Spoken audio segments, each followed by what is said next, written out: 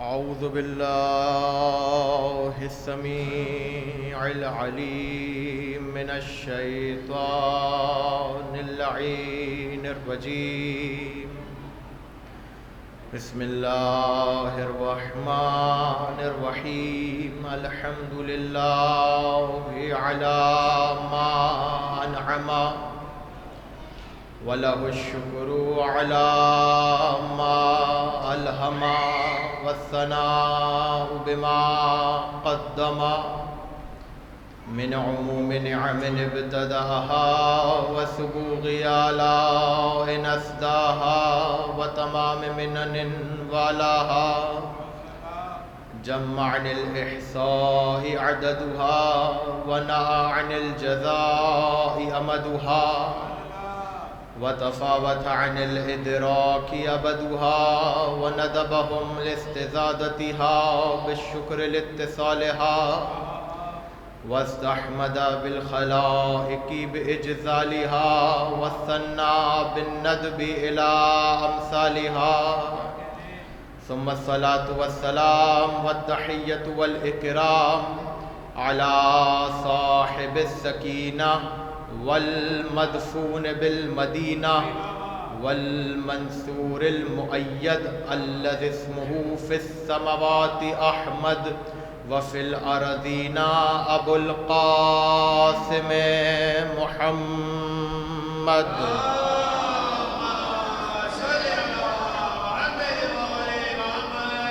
وأهل بيته الطيبين الطاهرين المعصومين المظلومين المنتخبين المنتجبين لا سيما حجة الله في أرضه وعين الله في خلقه ونور الله الذي يهتدي به المهتدون ويفرج به عن المؤمنين وغوث المستغيثين والملهوفين. أعني الإمام المهدي من آل ياسين.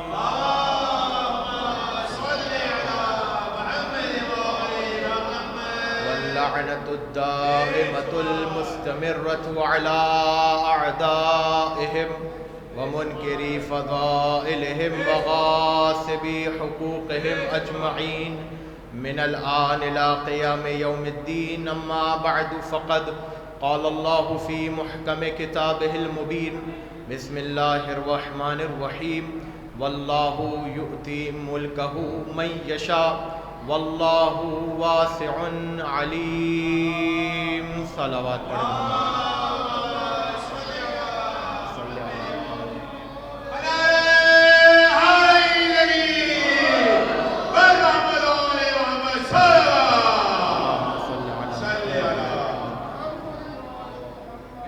تھوڑا جو فاصلہ آپ لوگوں کے درمیان ہے اگر اس کو کم کر دیں اور آگے تشریف لے آئیں تو نوازش ہوگی. درود پڑھیں بابا سے بلند.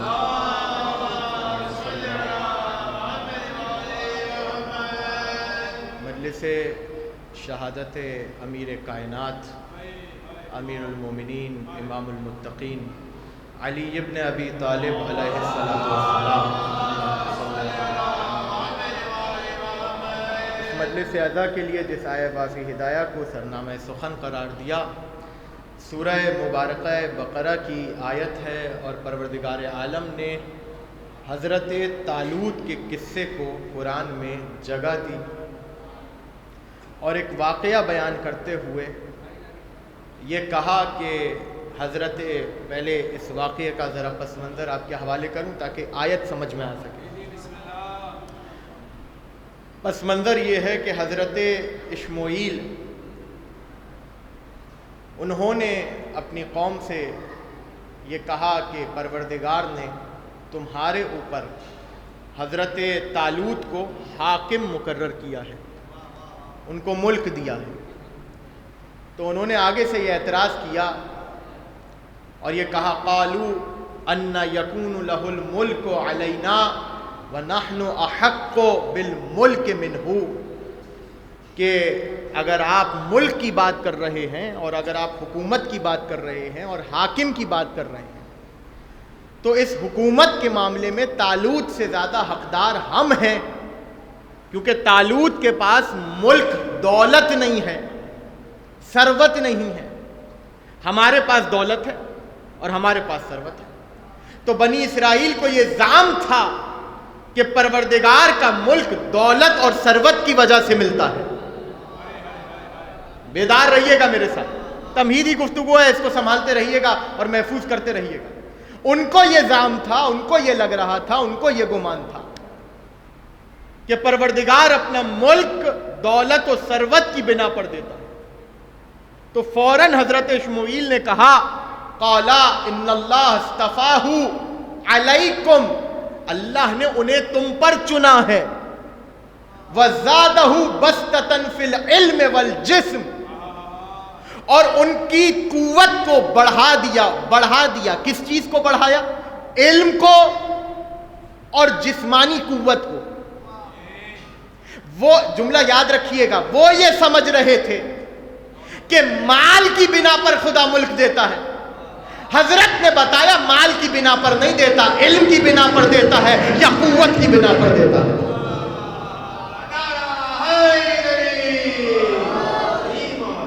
یا تو علم کی بنا پر ملک ملتا ہے یا قوت کی بنا پر. آپ کو ایک قضیہ اور یاد دلاؤں، تھوڑا اور پہلے چلے جائیں.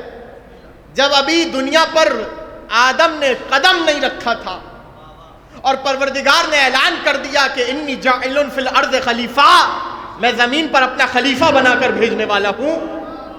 دیکھیں یہاں پر بھی ایک طلسم ہے اس آیت میں، یاد رکھیے گا اس جملے کو. پروردگار نے استعمال کیا انی جاعل فی الارض خلیفہ، اس زمین پر خلیفہ بنانے والا میں اللہ ہوں. انی، بے شک میں ہوں زمین پر خلیفہ بنانے والا. تو آیت کا ترجمہ یہ نہیں ہوگا کہ میں نے خلیفہ آدم کو بنایا تھا، یا جملہ ضائع نہ ہونے دیجیے گا، یا بناؤں گا، نہیں، بلکہ آیت کا ترجمہ یوں ہوگا لوگوں کے اذہان تک پہنچانے کے لیے کہ زمین پر جب بھی خلیفہ بنے گا سوائے اللہ کے اور کوئی نہیں بنائے گا. انی جاعل فی الارض خلیفہ، زمین پر خلیفہ بنانے والا اللہ ہے. جس دور میں بھی ہوگا اللہ بنائے گا، زمین کا خلیفہ اللہ بنائے گا. تو جب یہ اعلان کیا تو فرشتوں میں بات ہوئی. فرشتوں نے سارا واقعہ آپ کے ذہن میں موجود ہے. انہوں نے کہا کہ ہم نے تیری حمد کی، ہم نے تیری تقدیس کی، یہ عہدہ تو ہمیں ملنا چاہیے. پروردگار نے کہا جو میں جانتا ہوں وہ تم نہیں جانتے. بیدار رہیے گا، جو میں جانتا ہوں وہ تم نہیں جانتے. تو کیا جانتا تھا خدا؟ آدم کو یہی کہا نا کہ ان کا نام بتاؤ. تو جو علم آدم کے پاس تھا وہ فرشتوں کے پاس نہیں تھا. تو پروردگار نے بتایا کہ ہم جو خلیفہ بنا رہے ہیں وہ علم کی بنیاد پر بنا رہے ہیں. پہلے معیار صرف علم تھا، لیکن اب معیار صرف علم نہیں ہے بلکہ قوت بھی ہے، جسمانی قوت بھی ہے. تو پہلے کیوں نہیں تھی؟ اس لیے نہیں تھی کہ جناب آدم کے دور میں کون سا جنگ و جدال تھا، کون سی جنگ ہونی تھی، کون سا جہاد ہونا تھا جو خدا جسمانی قوت کو معیار بناتا. لیکن یہاں پروردگار نے ملک کے لیے معیار بنایا علم کو اور قوت کو.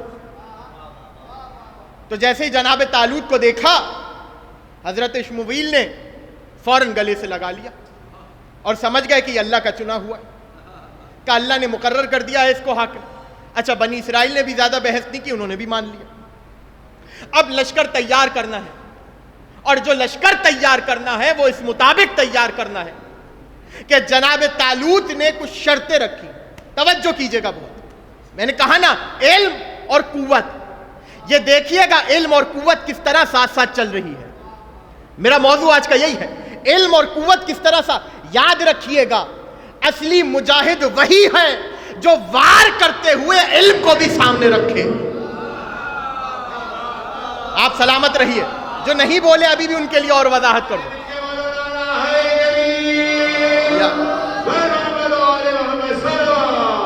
اللہم صلی علی محمد.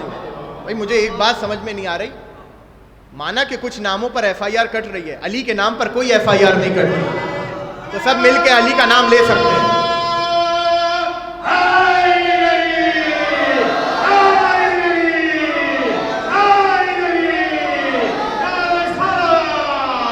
اللہم صلی علی محمد. تو معیار یہ ہے کہ جو بھی خدا کا ملک رکھے گا، جس کو بھی خدا اپنا ملک دے گا، اس کے پاس یہ دو چیزیں بیک وقت ہوں گی. وہ کیا؟ علم اور قوت، اور سب کے مقابلے میں زیادہ ہوں. تو جناب طالوت کے پاس علم بھی تھا اللہ کی طرف سے اور قوت بھی تھی. تو جناب طالوت نے اعلان کیا. مجمع تو بہت تھا بنی اسرائیل کا، لیکن اب چننا شروع کیا. پہلی شرط کہ کوئی بھی ناقص الصحت، یعنی جو صحت میں ناقص ہو، وہ ہمارے لشکر میں نہیں آئے. پہلی شرط. دوسری شرط، جس کے عزم پختہ ہو بس وہ ہمارے لشکر میں آئے. کہیں ایسا نہ ہو بیچ میں چھوڑ کر بھاگ جائے. معیار بتا رہے ہیں. تو یہ سارے معیار کیسے بیان کر رہے ہیں جناب طالوت؟ علم کی بنیاد پر، عزم میں پختہ ہو، بیچ سے فرار نہ کرے، اور صحت میں ناقص نہ ہو. تو اب آپ سے میں سوال کروں، جو معیار جناب طالوت نے رکھا تھا وہی معیار اگر نبی بھی رکھتے؟ کچھ کہہ رہا ہوں بھائی. جو معیار جناب طالوت نے رکھا لشکر کو، لشکر سازی کا، وہی معیار نبی بھی تو رکھ سکتے تھے، لیکن نبی نے معیار نہیں رکھا. ہر ایرا غیرہ لشکر میں شامل ہو رہا ہے. تھوڑا سا بیدار رہیں. ہر ایرا غیرہ، مجھے مجبور نہ کرے نام لینے پر. ایک بلند ترین درود پڑھے محمد و آل محمد پر، اللہم صلی علی محمد و آل محمد. ہر ایرا غیرہ آ رہا ہے لشکر میں شامل ہو رہا ہے. نبی بھی تو یہ معیار رکھ سکتے تھے، لیکن نبی نے اس لیے نہیں رکھا تاکہ کوئی کل کو یہ نہ کہے کہ نبی نے تو ہمیں لڑنے کا موقع ہی نہیں دیا تھا. رسول نے تو ہمیں لڑنے کا موقع ہی نہیں دیا تھا. رسول نے تو فنون سپاہگری دکھانے کا موقع ہی نہیں دیا تھا. رسول نے تو دشمن کے سامنے جانے کا موقع ہی نہیں دیا تھا. لہذا وہاں کرائٹیریا اور تھا، یہاں کرائٹیریا اور ہے. توجہ، یہاں کرائٹیریا یہ اور ہے. تو لیکن ایک کرائٹیریا، وہ دونوں جگہ ایک ہی، دونوں جگہ سیم. وہ کرائٹیریا کیا ہے؟ کہ پروردگار جسے بھی ملک دے گا ان دو چیزوں کی بنیاد پر دے گا، کہ وہ بیک وقت علم میں بھی سب سے زیادہ ہو اور قوت میں بھی سب سے زیادہ ہو. علم کے میدان میں بھی اس کا ثانی نہ ہو اور قوت کے میدان میں بھی اس کا ثانی نہ ہو. تو یہی تو وجہ تھی کہ علم تھا اور قوت تھی کہ نبی نے یہ جملہ کہا. حدیث جو طرفین کے علماء نے لکھی، ما قام ولا استقام دینی الا بشیئین، مال خدیجہ و سیف علی ابن ابی طالب.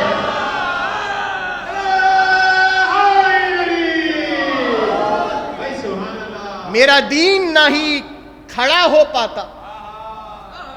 آسان ترجمہ کروں، نبی نے دو لفظ استعمال کیے، ما قام ولا استقام دینی، میرا دین نہ ہی کھڑا ہو پاتا. اور ظاہر اہل زبان بیٹھے ہیں تو اس لفظ کی حساسیت کو سمجھیں گے. میرا دین نہ ہی کھڑا ہو پاتا اور نہ ہی کھڑا رہ پاتا. دیکھیں، ایک مرتبہ کوئی اپنے پاؤں پہ کھڑا ہو جائے، اس کی دلیل یہ نہیں ہے کہ وہ کبھی گرے گا نہیں. صرف دین کا اپنے پاؤں پہ کھڑا ہونا کافی نہیں تھا، بلکہ قیامت تک کھڑا رہنا کافی تھا.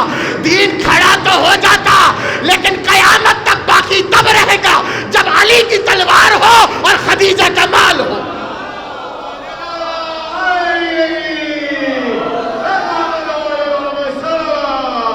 اللہم صلی علی محمد و آل محمد. ما قام ولا استقام دینی الا بشیئین، دو چیزوں کی وجہ سے میرا دین کھڑا ہے اور قیامت تک کھڑا رہے گا.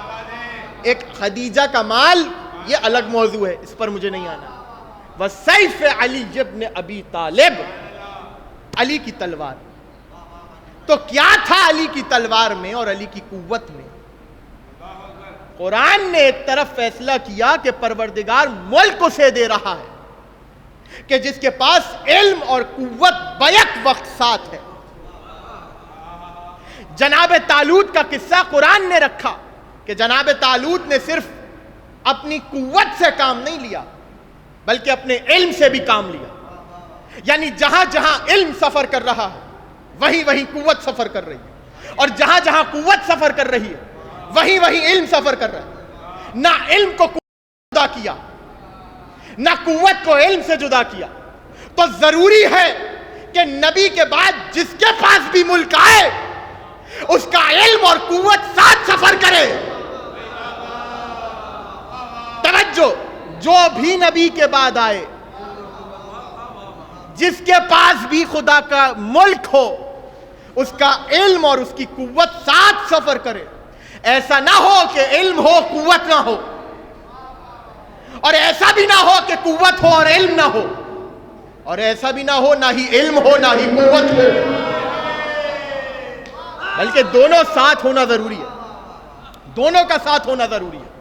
لہذا ضروری تھا کہ نبی کے بعد جس کو ملک دیا جا رہا ہے, یہی وجہ ہے میں نے کہا نا جملہ کہ نبی نے وہ پالیسیز نہیں اپنائی جو طالوت نے اپنائی تھی, اس لیے تاکہ دنیا دیکھ لے کہ کون کتنے پانی میں ہے.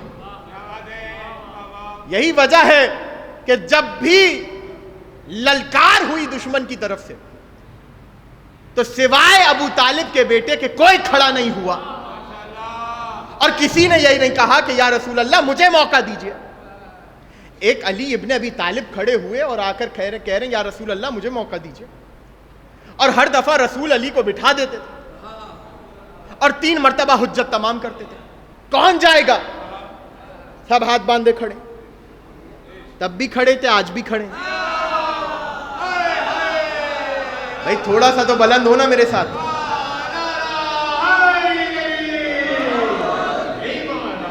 ایک علی ہے جن کے ہاتھ پھیلے ہوئے تھے, جن کے ہاتھ کھلے ہوئے تھے, اور علی کھڑے ہیں, 3 مرتبہ حجتیں تمام ہو رہی. ایک ایسا منظر تاریخ نے لکھا کہ جہاں پر علی نے اپنا علم اور اپنی قوت دونوں کا مظاہرہ ساتھ کیا ہے. توجہ, ایک ایسا موقع, اور وہ موقع تھا جنگ ذات السلاسل کا. جنگ ذات السلاسل, وادی رمل, مدینے سے کچھ دور ایک وادی تھی. رسول کو یہ خبر ملی کہ 12,000 لوگ مسلمانوں کی نابودی کے لیے ایک جگہ جمع ہوئے, اور ان کا ارادہ بیک وقت حملہ کرنے کا نہیں ہے بلکہ حصوں میں مسلمان کے لشکر کو منہدم کرنے کا ہے. نبی کو جیسے ہی یہ بات پتہ چلی, اب نبی نے مسلمانوں سے مخاطب ہو کر کہا کہ تم میں سے کون ہے جو اس لشکر کو جا کے ختم کرے گا اور ان کے قیدیوں کو قید کر کے ہمارے پاس لائے گا. تو ایک صاحب کھڑے ہوئے. دیکھیں میں نے آپ کے سامنے پہلے ہی یہ کہہ دیا تھا کہ طالوت نے یہ کہا کہ جو صحت میں ناقص ہو وہ ہمارے لشکر میں نہ آئے. تو ایک صاحب کھڑے ہوئے اپنی ناقص صحت پر اعتبار کرتے ہوئے کھڑے ہوئے, یا رسول اللہ میں جاؤں گا. کہا جاؤ. ان کے ساتھ ایک لشکر کو روانہ کیا. انہوں نے دن کا سفر کیا, رات میں قیام کیا. جیسے ہی وہاں پہنچے تو انہوں نے دیکھا کہ کوئی بھی نہیں. وہ یہ سمجھے کہ ہمارے آنے کے خوف سے سب بھاگ گئے, تو انہوں نے بھی اپنے اسلحوں کو رکھ دیا اور سو گئے. جیسے ہی دشمن نے دیکھا کہ مسلمانوں کا لشکر سو گیا, فوراً انہوں نے حملہ کیا, ان کی نیند کا فائدہ اٹھایا. یہاں حملہ ہونا تھا کہ وہ ایک دم بوکھلا کر اٹھے, اپنے اسلحوں کو ڈھونڈنا شروع کیا. اتنے میں حملہ ہو گیا. کچھ قتل ہو گئے, کچھ قید ہو گئے, کچھ زخمی ہو گئے, کچھ فرار ہو گئے, اور واپس آ گئے نبی کے پاس. دوسرا لشکر گیا, ان کے ساتھ بھی یہی ہوا. دن کا سفر کیا, رات میں قیام کیا. تیسرا لشکر گیا, ان کے ساتھ بھی یہی ہوا. دن کا سفر کیا, رات میں قیام کیا, اور تینوں ہار کر واپس آتے رہے. اب رسول نے کہا کون ہے تم میں سے جو جائے اور اسلام کا سر فخر سے بلند کرے؟ تو وہی کھڑا ہوا جو ہمیشہ کھڑا ہوتا تھا. یا رسول اللہ مجھے موقع دیجیے. علی ابن ابی طالب. اور ایک مرتبہ رسول نے علی کو تیار کیا اور بھیجا جنگ کی طرف, میدان کارزار کی طرف. ساتھ میں علی کے ایک سپاہ تھی, ایک لشکر تھا جو علی کے ساتھ ساتھ جا رہا تھا. علی نے اپنے علم اور اپنی قوت کا مظاہرہ بیک وقت یوں کیا کہ پچھلے راستوں سے جو گئے تھے لوگ, پچھلے لشکر جن راستوں سے گئے تھے, علی نے ان راستوں کو تبدیل کیا. میں نے سوچا میں نے یہ بات سوچی اپنے عقیدے کو سامنے رکھتے ہوئے. اچھا مفسرین نے یہ لکھا کہ علی نے صرف رستوں کو تبدیل نہیں کیا بلکہ حملہ کرنے کے وقت کو بھی تبدیل کیا. توجہ کیجئے گا, انہوں نے دن میں سفر کیا, رات میں قیام کیا. علی نے الٹا کیا, رات میں سفر کیا, دن میں قیام کیا.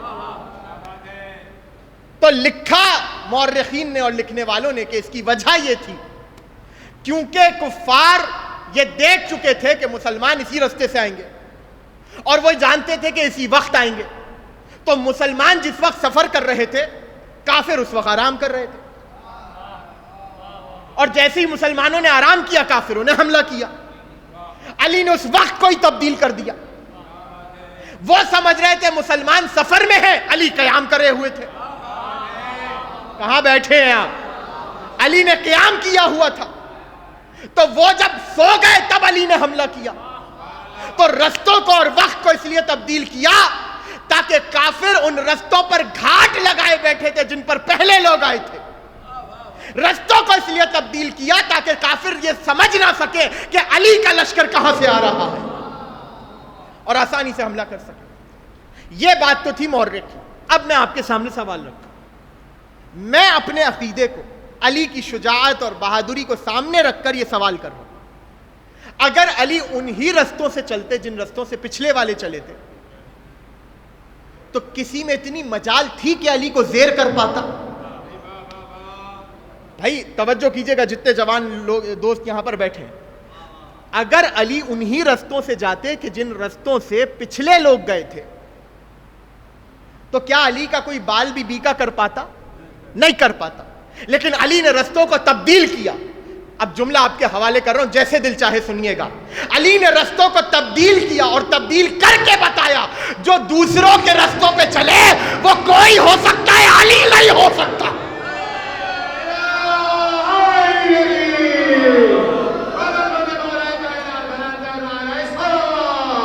اللہم صلی علی محمد وآل محمد. جو دوسروں کے رستوں پر چلے وہ کوئی ہو سکتا ہے, علی نہیں ہو سکتا.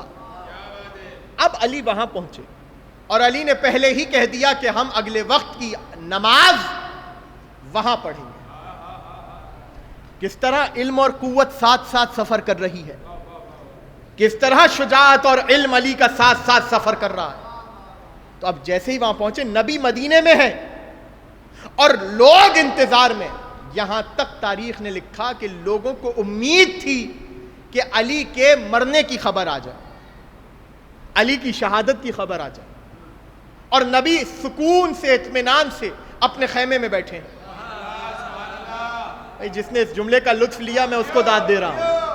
نبی اطمینان سے اپنے خیمے میں بیٹھے ہوئے اور وہاں علی نے جنگ کا آغاز کیا. تاریخ کہتی ہے کہ جو علی کے ساتھ لشکر تھا وہ یہ تمنا لیے گیا تھا کہ آج ہم ابو طالب کے بیٹے کو لڑتے ہوئے دیکھیں گے. دیکھیں یہ مسلمانوں کا الگ شوق تھا, خود جنگ کرے نہ کرے لیکن علی کی جنگ دیکھنے کا شوق تھا. بھئی کہاں بیٹھے ہیں, تھوڑا سا بیدار ہو. ان کو شوق تھا کہ علی کی جنگ دیکھے, لیکن کیا کرے, جب گھوڑے چلنا شروع ہوئے اور دوڑنا شروع ہوئے تو اتنی گرد اٹھی کہ علی نظر نہیں آ رہے تھے. جملہ آپ کے حوالے کر رہا ہوں, جتنے لوگ بیٹھے ہیں ان کی عقیدوں کے نظر یہ جملہ کر رہا ہوں. دھول اتنی تھی اور گرد اتنی تھی کہ نہ علی نظر آتے تھے نہ علی کا دلدل نظر آتا تھا. ایک مرتبہ لوگوں نے تاک باندھ کے علی کو دیکھنا شروع کیا لیکن علی نظر نہیں آ رہے. اچانک گرد سے اور دھول سے آندھیاں اٹھنا شروع ہوئی اور ان آندھیوں میں چنگاریاں نکلنا شروع ہوئی. جیسے ہی چنگاری نکلی لوگ سمجھ گئے علی اب یہاں پر ہے, علی اب یہاں پر ہے, علی اب یہاں پر ہے. یہاں لوگ علی کی جنگ دیکھ رہے تھے, وہاں لوگ انتظار کر رہے تھے علی کی شہادت کی خبر آئے. اچانک نبی نے خیمے کے پردے کو ہٹایا, آواز دی والعادیات ضبحا فالموریات قدحا.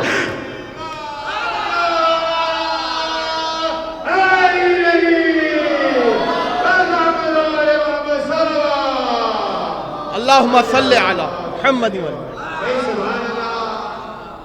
یہاں لوگ انتظار میں تھے کہ شہادت کی خبر آئے, اور وہاں عالم یہ تھا کہ علی جنگ کرتے جا رہے ہیں اور نبی یہاں سے سورے کی تلاوت کرتے جا رہے ہیں. قسم ہے اس گھوڑے کی جو فراٹا بھرتا ہے. مجھے یہاں رکنا نہیں ہے, مجھے اگلی منزل پر جانا ہے. اور اس کے بعد نبی نے یہ اعلان کیا, پچھلے جتنے لشکر آئے کسی کے لیے نبی نے اپنی جگہ کو نہیں چھوڑا, لیکن جیسے ہی خبر ملی لوگوں نے کہا کہ یا رسول اللہ اب کیا ہو رہا ہے, تو رسول خوش ہو کر کہنے لگی علی جیت گئے, علی جیت گئے. اور جب علی واپس, نبی کو پتہ چلا جبرائیل کے ذریعے کہ علی واپس آ رہے ہیں, تو ایک مرتبہ سارے مسلمانوں کو کہا کہ کھڑے ہو جاؤ, کھڑے ہو جاؤ, علی مدینے میں آئے اس سے پہلے ہم مدینے کے دروازے پر جائیں گے. علی مدینے میں آئے اس سے پہلے ہم مدینے کے دروازے پر جائیں گے اور علی کا استقبال کریں گے. نبی علی کے استقبال کے لیے دروازے پر پہنچے مدینے کے. جیسے ہی لشکر کو آتا ہوا دیکھا, رسالت کی نگاہیں ولایت کی طرف تھی اور ولایت کی نگاہیں رسالت کی طرف تھی. جیسے ہی علی نے دیکھا کہ نبی سامنے کھڑے, فوراً علی نے رکاب سے پاؤں کو نکالا تاکہ احترام میں نیچے اترے. فوراً نبی نے دیکھا اور دیکھ کر کہا یا علی اپنے گھوڑے سے مت اترنا. کہاں بیٹھے ہیں, اپنے گھوڑے سے مت اترنا. اور یہ کہنے کے بعد نبی علی کے قریب آئے اور ایک جملہ کہا, یا علی, ماتھے کو چوما علی کے, سینے سے لگایا اور جملہ کہا یا علی لولا اننی اشفق ان تقولا فیک طوائف من امتی ما قالت النصارى فی المسیح لقلت فیک اليوم مقالا لا تمروا بملاء الا اخذ التراب من تحت قدمیک للبرکہ. اے علی, اگر مجھے ڈر نہ ہوتا کہ میری امت تمہارے لیے وہی کہے گی جو عیسائیوں نے عیسیٰ کے لیے کہا, جو نصرانیوں نے عیسیٰ کے لیے کہا, تو یا علی تمہاری فضیلت میں وہ بیان کرتا کہ تمہارے پاؤں کی مٹی کو یہ بطور برکت اٹھاتے. آپ نے حدیث, یہ اس موقع کی حدیث ہے, اے علی وہ بیان کرتا تمہاری فضیلت میں کہ تمہارے قدموں کی مٹی کو یہ بطور برکت اٹھاتے. میں ہاتھوں کو جوڑ کے کہوں یا رسول اللہ, دعوت ذوالعشیرہ میں علی کی خلافت کا اعلان, دعوت ذوالعشیرہ میں علی کی ولایت کا اعلان, دعوت ذوالعشیرہ میں علی کی وصایت کا اعلان, ہجرت میں علی کو بستر پہ سلا دیا, حل عطا علی کی شان میں نازل ہو گئی, علی نے رکوع میں انگوٹھی دی تو آیت آ گئی, علی کو کاندھوں پہ اٹھایا تو آیت آ گئی, علی کا چہرہ دیکھا تو آیت آ گئی, علی کے چہرے کو دیکھنا عبادت, علی کا ذکر کرنا عبادت, علی کی محبت رکھنا عبادت. یا رسول اللہ اتنی فضیلتیں علی کی بیان کر دی, اس کے بعد بھی یہ جملہ کہنا کہ اگر مجھے ڈر نہ ہوتا تو تمہاری فضیلت میں وہ بیان کرتا. کیا مطلب ہے اس جملے کا؟ آپ نے جو بیان کیا مسلمانوں سے وہی ہضم نہیں ہو رہا. آپ نے جو بیان کیا یا رسول اللہ مسلمانوں سے تو وہی ہضم نہیں ہو رہا. یہ نیا جملہ آ گیا کہ اگر مجھے وہی ڈر نہ ہوتا جو نصارہ نے اپنے نبی کے ساتھ کیا, تو اے علی تمہاری فضیلت میں وہ کہتا کہ تمہارے پاؤں کی مٹی کو بطور برکت تبرک استعمال کرتے. آپ نے یہ جملہ سن لیا. نبی نے جب یہ حدیث بیان کی ہوگی تو بہت سے کلیجوں پہ خنجر تو چلا ہوگا نا, خنجر تو چلا ہوگا کہ اتنا بیان کرنے کے بعد بھی کہہ رہے ہیں کہ کچھ بیان نہیں کیا. دیکھیں نبی کی ایک حدیث آپ کے حوالے کرتا چلوں کہ نبی نے فرمایا نحن معاشر الانبیاء نؤمر ان نکلم الناس علی قدر عقولہم. ہم گروہ انبیاء کو یہ حکم کیا گیا ہے کہ ہم لوگوں سے ان کی عقلوں کے مطابق بات کریں. ہم لوگوں سے ان کی عقلوں کے مطابق بات کریں. کون فرما رہے؟ رسول, یعنی نبی ہو یا امام ہو. اور یہ حکم کلم الناس علی قدر عقولہم حدیث بھی ہے کہ لوگوں سے ان کی عقل کے مطابق بات کرو. ہمارے یہاں آج کل جو مسائل پیدا ہو رہے ہیں اس لیے ہو رہے ہیں کہ ہم عقل کو دیکھے بغیر لوگوں سے بات کر رہے ہیں. بھائی عقل تو دیکھ لیں.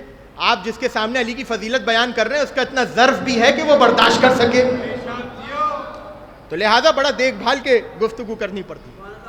تو نبی یہ فرما رہے ہیں کہ ہمیں یہ حکم ہے کہ ہم لوگوں سے گفتگو کریں ان کی عقل کے مطابق. امام علی رضا علیہ الصلاۃ والسلام, اللہم صلی علی محمد مامون کے دربار میں ہے. ابھی روکا ہے میں نے آپ کو اس حدیث پر. مامون کے دربار پہ ہے کہ ایک مرتبہ مامون نے پوچھا کہ یا ابن رسول اللہ, ایک حدیث ہے آپ کے جد کی وہ ہمیں سمجھ نہیں آتی. کہ کون سی حدیث؟ کہ یہ جو حدیث ہے علی قسیم الجنت والنار, علی جنت اور جہنم کے تقسیم کرنے والے. تو امام نے فرمایا یہ بتاؤ جنت میں مومن جائے گا یا کافر؟ جنت میں مومن جائے گا یا منافق؟ اس نے کہا مولا مومن جائے گا. کہا اور جہنم میں؟ کہا منافق جائے گا. کہا اور یہ بتا کیا تو نے یہ حدیث سنی ہے کہ علی کی محبت ایمان کی نشانی ہے اور علی کا بغض نفاق کی نشانی ہے؟ کہا بالکل. اور تو نے یہ بھی سنا کہ رسول نے فرمایا یا علی تم سے کوئی محبت نہیں کرے گا سوائے مومن کے اور کوئی بغض نہیں رکھے گا سوائے منافق کے. کہا تو بس علی کی محبت اور علی کا بغض معیار بنے گا کہ لوگ اپنے ایمان کی وجہ سے جنت میں جائیں گے یا نفاق کی وجہ سے جہنم میں جائیں گے. اس نے کہا ہاں مولا اب سمجھ میں آ گئی بات. یہ کہہ کر امام واپس گھر آ گئے.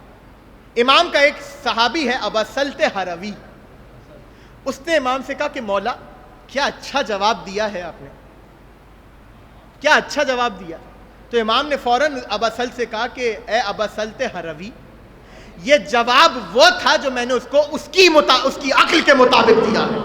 اے ابا ہروی سنو, میں نے اپنے جد سے سنا ہے کہ اے علی تم قیامت میں کھڑے ہوگے اور جہنم سے مخاطب ہو کر کہو گے ھذا لی و ھذا لک, اے جہنم یہ میرا ہے اسے چھونا نہیں, یہ تیرا ہے اسے چھوڑنا نہیں. حیدر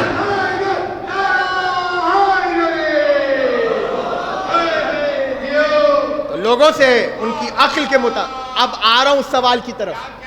یا رسول اللہ اتنی فضیلتیں علی کی بیان کرنے کے بعد بھی یہ جملہ کہہ رہے ہیں کہ اے علی اگر مجھے اس قوم کے بھٹکنے کا ڈر نہ ہوتا کہ یہ وہی کہیں گے تمہارے لیے جو نصرانیوں نے مسیح کے لیے کہا تھا, تو تمہاری فضیلت میں وہ بیان کرتا کہ تمہاری ضراب قدم کو یہ بطور تبرک استعمال کرتے. اب سمجھ میں آئی یہ حدیث. میں نے ہاتھوں کو جوڑا, یا رسول اللہ کیا ماجرا ہے, اتنی فضیلتیں بیان کرنے کے بعد بھی آپ کہہ رہے ہیں کہ کاش میں وہ فضیلتیں بیان کرتا. تو بعید نہیں کہ رسول جواب دے کہ سنو یہی تو دنیا والوں کو بتانا ہے, اب تک جو علی بتایا ہے وہ تمہاری عقل کے مطابق بتایا ہے, وہ علی جو محبت کے سینے میں ہے وہ تو ابھی سامنے ہی نہیں آیا.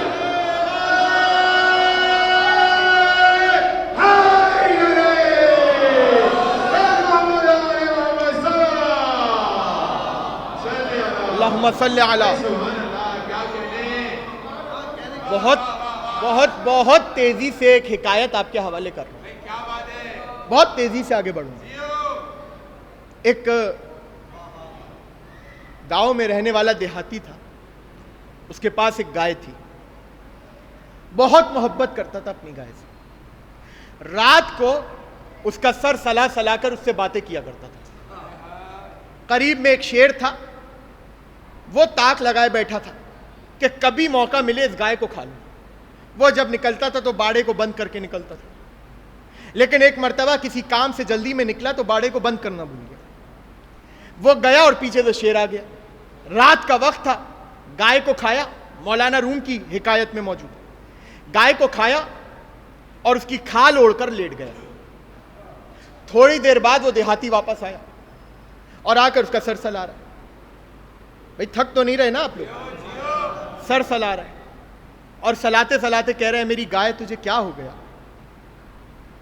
اے میری گائے تجھے کیا ہو گیا، اب تک تو تو ایسی نہ تھی.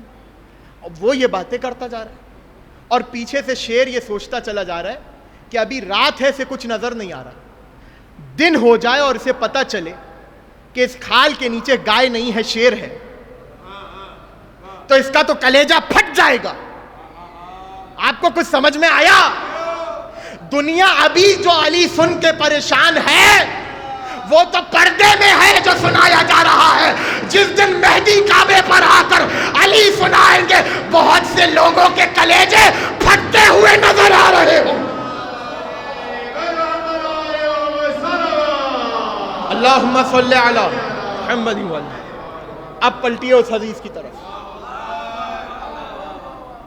ما قام ولا استقام دینی الا بشیئین. میرا دین نہ ہی کھڑا ہو پاتا اور نہ ہی کھڑا رہ پاتا اگر دو چیزیں نہ ہوتی: مال خدیجہ اور علی کی تلوار. علی نہیں، علی کی تلوار. بھائی بہت خاموشی سے سنا آپ نے جملہ. علی نہیں، علی کی تلوار. اور اسی طرح خدیجہ نہیں، خدیجہ کا مال. میں کیا کروں، میرے پاس وقت نہیں ہے ورنہ اس موضوع پر بات ہوتی، نہ ہی موقع ہے. کسی اور موقع پہ صحیح تو مال خدیجہ کے حوالے سے بات ہوگی، لیکن آج موضوع میرا یہی ہے: سیف علی اور علم علی. علی کی تلوار. نبی نے یہ فرما دیا. اب آپ سے میں پوچھوں، سوال کروں، کیا مطلب ہے اس حدیث کا؟ سیف علی ابن ابی طالب، علی کی تلوار. لیکن نبی نے یہ نہیں کہا ضرب علی. فرق ہے دونوں باتیں. خندق میں کہا تھا نا، ضربت علی یوم الخندق افضل من عبادت الثقلین. یہ کہا تھا نا نبی نے. یہاں یہ جملہ نہیں ہے. اچھا یہاں پر بھی میں عرض کرتا چلوں کہ نبی نے کیا کہا تھا؟ ضرب علی نہیں کہا. عربی کے مطابق اگر نبی یہ کہتے کہ ضرب علی یعنی علی کی کوئی بھی تلوار، کوئی بھی ضرب. اور ضرب کسے کہتے ہیں؟ میری طرف دیکھیے، ضرب کسے کہتے ہیں؟ جب ہاتھ اوپر سے نیچے آئے اسے کہتے ہیں ضرب. نبی نے یہ نہیں کہا ضرب علی، علی کی ضرب. اگر یہ کہتے نبی تو کسی بھی دن کی ہو سکتی تھی، اور ایک نہیں کئی ہو سکتی تھی. لیکن نبی نے لفظ استعمال کیا ضربت علی. خندق میں بھی علی کی ہر ضرب نہیں، علی نے کئی بار کی ہے خندق میں. ہر ضرب نہیں، ایک ضرب. بھئی میری طرف متوجہ رہیے گا، نتیجہ آپ کے حوالے کر رہا ہوں. علی کی ایک ضرب ثقلین کی عبادت سے افضل ہے. جملہ آپ کے حوالے کرنے جا رہا ہوں. ایک ضرب علی کی. اور ضرب کیسے کہتے ہیں؟ جب ہاتھ اوپر سے نیچے آتا ہے. جب ہاتھ اوپر سے نیچے آئے اسے کہتے ہیں ضرب. اور آسان کر کے کہو، یعنی نبی نے فرمایا خندق میں علی کا ایک مرتبہ اپنے ہاتھ کو گرانا. بھائی نہیں، آپ تھک رہے ہیں، کہیں تو میں تمام کر دیتا ہوں. تھوڑا سا بیدار ہوں. جملہ ضائع نہیں ہونا چاہیے. کیا کہا نبی نے؟ علی کی ایک ضرب یعنی علی کا ایک مرتبہ اپنے ہاتھ کو گرانا. اب جملہ آپ کے حوالے کر رہا ہوں. جس کا ایک مرتبہ ہاتھ کو گرانا ثقلین کی عبادتوں سے افضل ہو، اس علی کا ہاتھ بلند کرنا کتنا افضل ہوگا.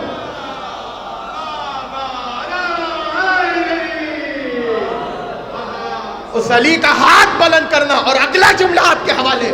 ایک شخص آیا چھٹے امام کے پاس، بہت تیزی سے بیان کر کے آگے بڑھوں گا. شخص آیا اور آ کر کہنے لگا کہ مولا ثقلین سے مراد کیا ہے؟ کیا کہا نبی نے؟ ثقلین کی عبادت سے افضل ہے.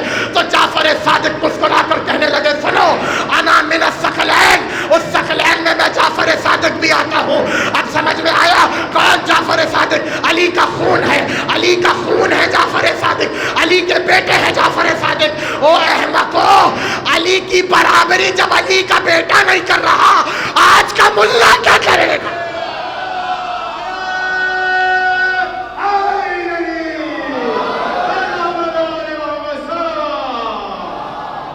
اللہم صلی علی محمد و علی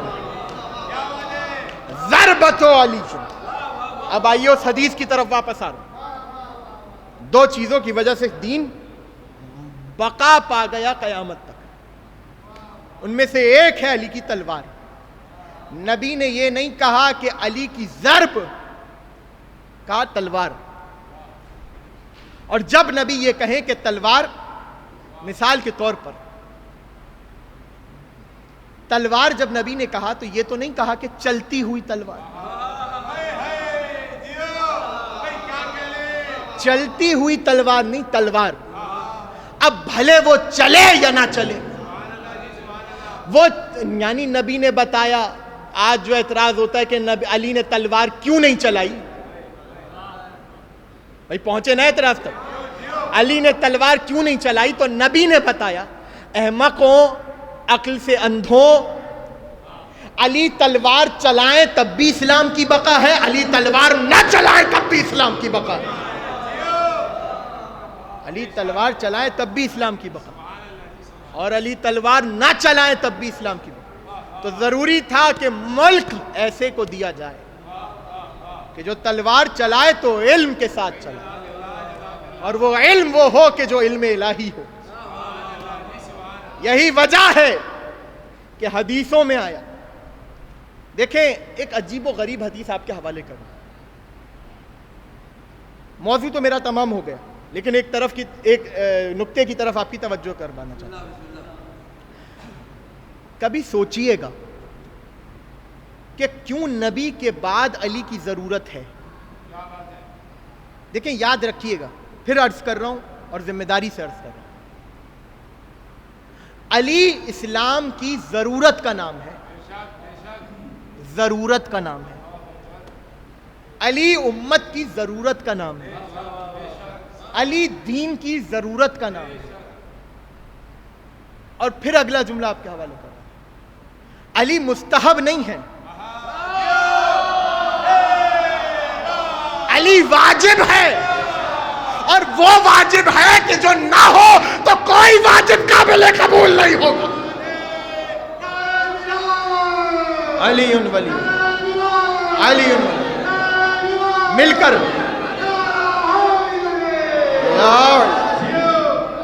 علی وہ واجب ہے کہ جس واجب کے بغیر کوئی واجب قابل قبول نہیں. تو پہلے تو اس غلط فہمی کو انسان اپنے ذہن سے الگ کرے. اور اگلی بات، علی ہے ضرورت، نہ ہو علی تو کیا ہو. ایک حدیث آپ کے حوالے کروں.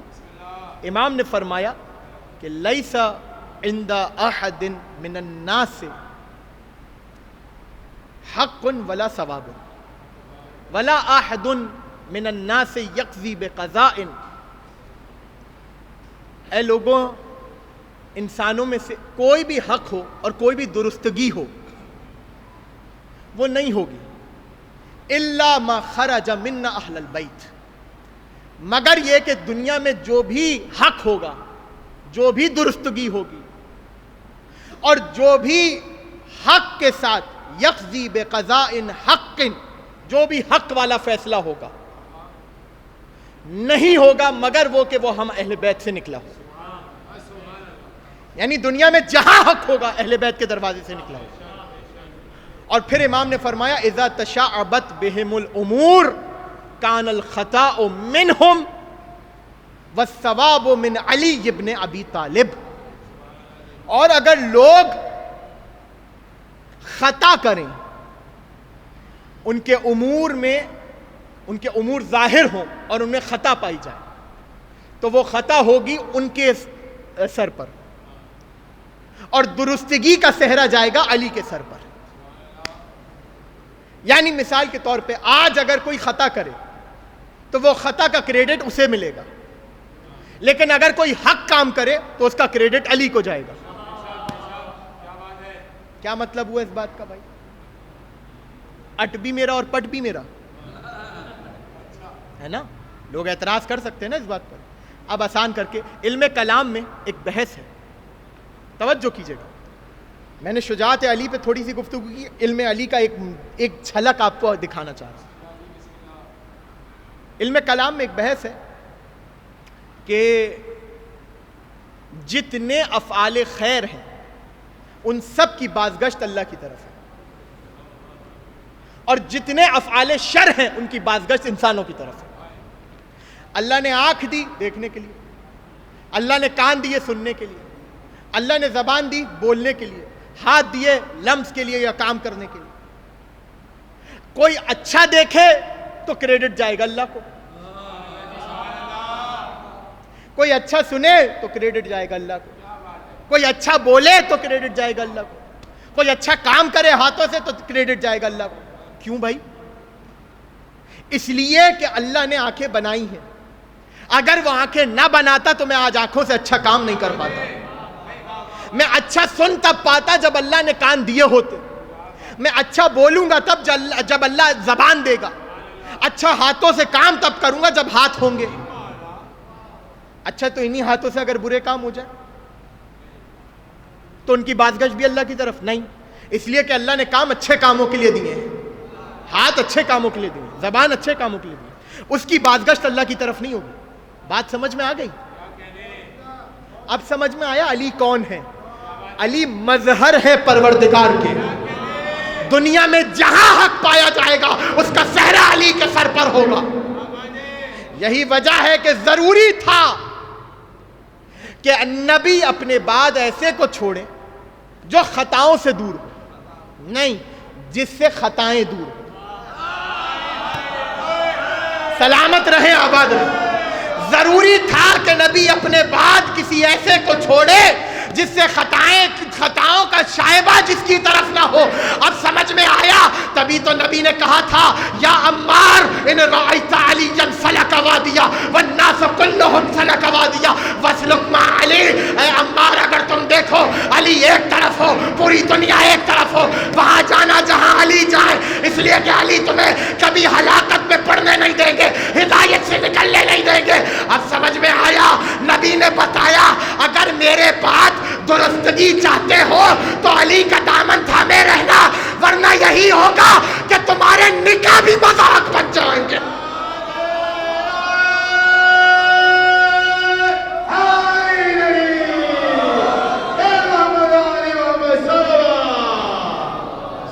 اللہم صلی علی محمد وعلی علی کا دامن تھامو گے تو اولادیں محفوظ رہیں گی، نسلیں محفوظ رہیں گی، اور جہاں علی کے دامن کو چھوڑو گے وہاں پر ہر چیز مذاق بن جائے گی، نکاح بھی مذاق ہو جائیں گے، طلاق بھی مذاق بن جائے گی، نہ نکاح معتبر رہے گا نہ طلاق معتبر رہے گی۔ اب سمجھ میں آتی ہے وہ حدیث کہ یا علی تم سے بغض وہی رکھے گا جس کا نسب خراب ہوگا۔ میں نے بہت احتیاط کے ساتھ یہ جملہ کہا ہے، جس کا نسب خراب ہو۔ ظاہر ہے جب مذاق میں نکاح ہو جائیں گے، بس اس سے آگے کچھ نہیں کہوں گا، آپ بہتر سمجھتے ہیں۔ کیوں ہوا یہ سب؟ اس لیے کہ علی کے دامن کو چھوڑ دیا۔ میں نے کہا نا علی ضرورت ہے، ضرورت سمیٹ رہا ہوں گفتگو کو، علی ضرورت ہے، اسلام کی ضرورت، دین کی ضرورت، ایمان کی ضرورت، امت کی ضرورت، نظم امت کی ضرورت کا نام ہے علی۔ لہذا خلافت تو علی کے ٹھوکروں پر ہے، علی کی جوتی کی نوک پر ہے علی کی خلافت، لیکن اس کے باوجود علی نے اپنے اس حق کے چھننے پر احتجاج کیا۔ کیوں؟ کیونکہ اس حق کے چھننے سے، اس حق سے امت کے معاملات اور امت کا نظم جڑا ہوا تھا، امت کا حق جڑا ہوا تھا علی کے حق کے ساتھ۔ اور حلفاً یہ جملہ کہہ رہا، حلفاً علی کو چھوڑنے کا نتیجہ ہے کہ آج امت بکھری ہوئی ہے، جس طرح تسبیح کے دانے بکھر جاتے ہیں۔ کیوں بار بار رسول کہہ رہے ہیں اس کا دامن تھامے رکھنا، اس کا دامن تھامے رکھنا، اس کا دامن تھامے رکھنا؟ کیوں بار بار علی کو دکھا رہے ہیں بلند کر کر کے؟ کیوں بار بار بتا رہے ہیں یہ علی، یہ علی، یہ علی؟ تاکہ امت علی کے پیچھے چلے، اس لیے کہ علی اپنے مفاد کے لیے نہیں بڑھیں گے آگے، علی امت کی اصلاح کے لیے بڑھیں گے، علی امت کے فائدے کے لیے آگے بڑھیں گے، علی امت کے مفاد کے لیے آگے بڑھیں گے۔ رضا الہی کی جب یہ کیفیت ہو اور اس کے بعد یہ جملہ کسی مسجد سے اٹھتا ہوا نظر آئے، فزت ورب الکعبہ، رب کعبہ کی قسم آج علی کامیاب ہو گیا، رب کعبہ کی قسم علی کامیاب ہو گیا۔ یقین جانیے عزیزوں، میں لفظوں میں بیان نہیں کر سکتا کہ ابن ملجم کی ایک ضرب نے اہل بیت کے گھرانے پر کیا قیامت ڈھائی ہے۔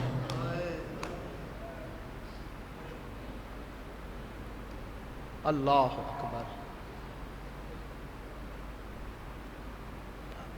عزیزوں، علی کا ظلم، علی کے اوپر جو ظلم ہوا وہ کوفے سے شروع نہیں ہوا ہے، یہ بھی ایک ظلم تھا کہ ممبر کوفہ پر بیٹھ کے سلونی سلونی کہہ رہے ہوں علی، اور کوئی آ کر یہ پوچھ لے کہ یا علی میرے سر پر بال کتنے ہیں، یہ بھی ظلم ہے علی کے اوپر۔ ایک عجیب و غریب ظلم علی نے بیان کیا جو علی کے اوپر ہوا۔ جب گھر میں مدینے میں داخل ہوئے، دیکھا کہ رسول کی بیٹی بیٹھی رو رہی ہے۔ کہ فاطمہ آپ کیوں رو رہی ہیں؟ کہ یا علی مجھے آج پتہ چلا مدینے میں آپ کو کوئی سلام نہیں کرتا۔ اللہ اکبر۔ علی نے روتے ہوئے اگلا جملہ کہا، شہزادی صرف اتنا ہی معلوم ہے نا؟ کہ یا علی اس کے علاوہ بھی کچھ ہے؟ تو روتے ہوئے کہنے لگے، زہرا جب علی سلام کرتا ہے کوئی جواب نہیں دیتا۔ اجرکم علی اللہ، اجرکم علی صاحب الزمان۔ مولا ان اٹھتی ہوئی آوازوں کو اپنی بارگاہ میں قبول فرمائے۔ مولا آپ کو کوئی غم نہ دے سوائے غم اہل بیت کے عزیزوں۔ کچھ ہی لمحے رہ گئے جب سیدانیوں کے گھر سے شور و شین کی آوازیں بلند ہو جائیں گی۔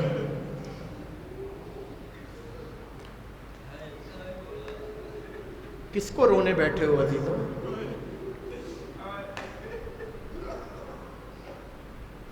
علی کے صبر اور علی کی مصیبت کا اندازہ لگانا ہے نا، اسے ایک جملے سے لگانا۔ آپ کا اور میرا چوتھا امام، امام زین العابدین علیہ السلام، وہ امام کے جس نے کربلا میں اپنے بھائیوں کے کٹے ہوئے سروں کو دیکھا ہے، وہ امام کے جس نے اپنے بابا کے کٹے ہوئے سر کو نوکے نیزہ پر دیکھا ہے، وہ امام کے جس کے بستر کو چھین لیا گیا۔ کیا سن رہے ہو عزیزو؟ ابھی بھی کوئی جملے رہ گئے تمہاری ہائے بلند ہونے کے لیے؟ مارو نا اپنے سینوں پر ہاتھ، سخت جملے تمہارے حوالے کر رہا ہوں۔ وہ امام کہ جس نے اپنی ماں بہنوں کو بے مکنا و چادر دیکھا ہو، کیا کوئی سوچ سکتا ہے کہ سید سجاد سے بڑا بھی کوئی صابر ہوگا؟ لیکن دربار یزید میں یہ جملہ کہا، انا ابن اصبر الصابرین، میں اس علی کا بیٹا ہوں جو صبر کرنے والوں میں سب سے بڑا صابر تھا۔ خدا جانے علی پر کیا ستم ہوئے، خدا جانے علی پر کیا ظلم ہوئے۔ اپنی آوازوں کو بلند کریں گے عزیزوں، ابھی آپ کی اور میرے مشکل کشا کا جنازہ آئے گا نا عزیزوں۔ عزیزوں جانتے ہو دو موقع ایسے ہیں جہاں پر علی جیسا بہادر کھڑے کٹ سے زمین پر گرا ہے۔ اللہ اکبر۔ اگر آوازوں کو بلند کرنا پسند کرو تو جملہ تمہارے حوالے کروں۔ دو موقع ایسے ہیں جہاں علی جیسا بہادر کھڑے کٹ سے زمین پر گرا ہے۔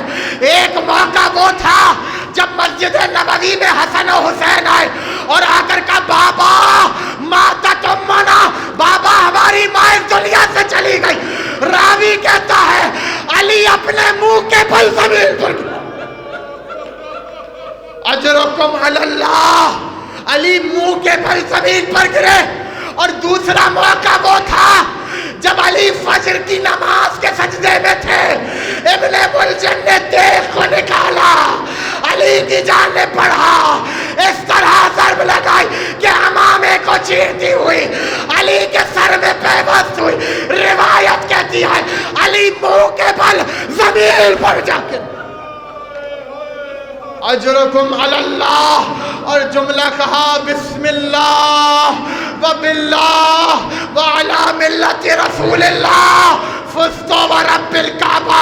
یہاں علی کا یہ جملہ صادر ہونا تھا، وہاں آسمان سے آواز آئی تہدمت واللہ ارکان الہدی قتل علی المرتضی۔ اجرکم علی اللہ، اجرکم علی صاحب الزمان۔ مولا آپ کو کوئی غم نہ دے سوائے غم حسین کے۔ عزادارو جانتے ہو وہ مظلوم ہے علی، وہ مظلوم ہے علی، کہ جب نماز میں ضرب لگی ہے نا علی کو، علی کا مسلح علی کے خون سے تر ہو چکا تھا۔ کرو نا اپنی آوازوں کو بلند، تمہیں صادر سیدہ کا واسطہ ہے، پیٹو اپنے سینوں کو، تھوڑی دیر میں تمہارے درمیان علی کا جنازہ ہوگا۔ روایتیں کہتی ہیں مسلح علی کے خون سے تر ہو چکا تھا۔ عزادارو جیسے ہی آواز کو سنا، بیٹیوں نے فوراً بھائیوں کو بھیجا، جاؤ مسجد کی طرف جاؤ۔ جیسے ہی بھائی مسجد کی طرف آئے، کیا دیکھا کہ باپ زخمی سر کے ساتھ بیٹھا ہے۔ فوراً حسن و حسین آگے بڑھے، بابا کو سینے سے لگایا، سر پر پٹیوں کو باندھا، اور ایک مرتبہ علی نے کہا حسن جاؤ پہلے جماعت کراؤ، نماز کو مکمل کرواؤ۔ خدا جانے کس دل سے حسن نے نماز پڑھائی، کس دل سے علی کے چاہنے والوں نے نماز پڑھی۔ ایک مرتبہ جب نماز مکمل ہو گئی، ایک گلیب کو تیار کیا گیا، علی کو گلیب میں لٹایا گیا۔ میں 2-3 جملے کہوں گا پھر تابوت آئے گا۔ علی کو گلیب میں لٹایا گیا، عزاداروں گلیب علی کے گھر کی طرف روا دوا تھی۔ اچانک دیکھا بلا تشبیہ علی کا بیٹا حسین علی کی گلیم کے سرہانے چل رہا تھا۔ حسین کی آنکھوں سے آنسو بہ رہے تھے۔ ایک مرتبہ علی نے پوچھا حسین میرے لال روتے کیوں ہو؟ رو کر کہنے لگے بابا میں نے رونا سیکھا ہی آپ کے لیے ہے۔ وہ حسین جسے کائنات روتی ہے وہ یہ جملہ کہے بابا میں نے رونا سیکھا ہی آپ کے لیے ہے۔ ایک مرتبہ علی نے حسین کے سینے پر ہاتھ رکھا اور جملہ کہا ربط اللہ قلبک بالصبر۔ اے حسین خدا تیرے سینے کو صبر سے بھر دے، اے حسین خدا تیرے سینے کو صبر سے بھر دے۔ میں ہاتھوں کو جوڑ کے کہوں یا علی آئیے اپنی دعا کا اثر دیکھیے، کیا صبر دکھایا حسین نے۔ جوان بس جوان کے سینے سے پرچی کے پھل کو نکال لی۔ اجرکم علی اللہ، اجرکم علی صاحب الزمان۔ گھر قریب تھا علی کا۔ ایک مرتبہ علی نے پوچھا حسن گھر کتنا دور ہے؟ رو کر کہنے لگے بابا بس گھر کا دروازہ نظر آ رہا ہے۔ کہا حسن ہمیں گلیم سے نیچے اتار دو۔ کہا بابا آپ بہت زخمی ہے بابا۔ رو کر کہنے لگے حسن تم نہیں جانتے جب میں گھر سے چلا تھا اپنے قدموں کے بل گیا تھا، اب اگر میری بیٹیوں نے مجھے اس حالت میں دیکھ لیا خدا جانے زینب کے دل پر کیا گزرے گی۔ میں ہاتھوں کو جوڑ کے کہوں مولا میرا سلام ہو سکینہ پر حسین کے لاشا اور سکینہ حسین کے لاشے کے پاس۔ اجرکم علی اللہ۔ بس آخری جملہ آ جائے گا تابوت، آخری جملہ سنو۔ وہ علی اپنے گھر میں آ گئے، علی اپنے گھر میں آ گئے۔ عزادارو وقت گزرتا رہا، راوی کہتا ہے علی نے اپنے بچوں کو بلایا، وصیتیں کرنا شروع کی۔ آخری جملہ وصیتیں کرنا شروع کی۔ حسن کی آغوش میں علی کا سر تھا۔ ایک مرتبہ وصیتیں کرتے کرتے علی کی آنکھ لگ گئی، علی غش میں چلے گئے۔ تھوڑی دیر بعد افاقہ ہوا تو آواز دی انا للہ و انا الیہ راجعون۔ بس یہ کہنا تھا۔ حسن نے کہا بابا کیا ہوا بابا؟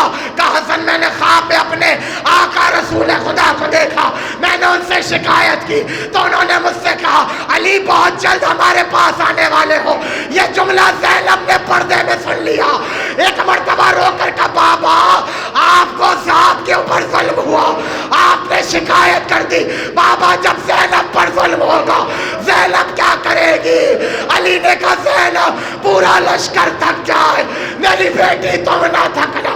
میں ہاتھوں کو جوڑ کے کہوں یا علی آپ کی بیٹی کو آپ کی وصیت یاد رہی، شرابیوں کا مجمع زینب بے مکنا ہو جا۔